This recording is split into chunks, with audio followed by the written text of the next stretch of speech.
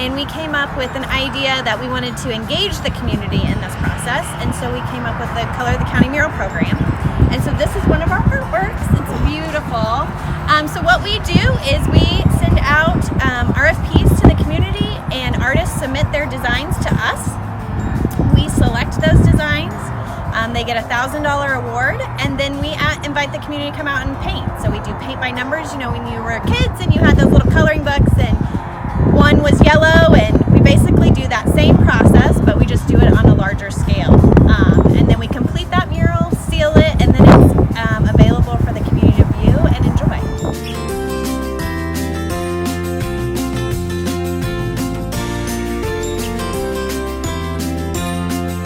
Things that obviously aesthetically pleasing, and in a community mural process, you have lots of different hands in this, and not everyone is an artist. I am not an artist, but I painted on this wall.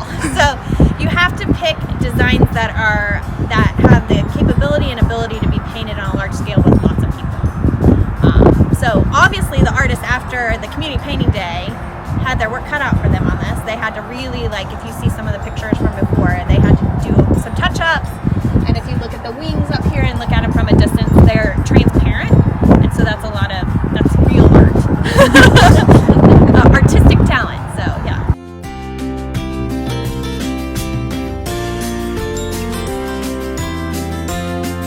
So some of the criteria that we use, we want it to be highly visible. Since we are a county-wide organization, we look at all areas in the county, property owners, who want something and those kind of things, but mainly visibility. We want to promote our artists, and we want the artwork to be seen. I encourage everyone to get involved in art in their community. It's more than just painting murals. They're all different forms. I'm passionate about restoration because I think that there is a lot of history in the architecture that's all around our country. There's lots of different styles, and so many different families have lived in those houses, and I think that they're made of such incredible materials that you want to keep saving them.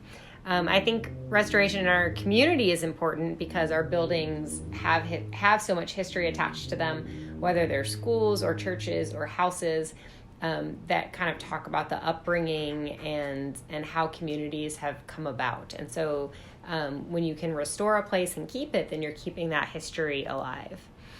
And that's exactly why we should take time to restore the old things. I mean, new things are great as well, but preserving our history so that we can talk about the things that used to happen and how people used to live is really important to figuring out how we need to live in the future. Restoration is when you take something that's old and you restore it as close to its original condition as possible. So if you're restoring a kitchen and you live in a house that's built in 1900, then you're going to restore it to what it would have looked like in 1900, which usually no one wants to live with. So some rooms are easier to restore than others. Renovation is when you take a house and you change it. So maybe you're upgrading it or making it more for modern living. What we do is we try to do restoration, but if you live in a house that doesn't have indoor plumbing, you're clearly not going to put an outhouse in, that would be restoration.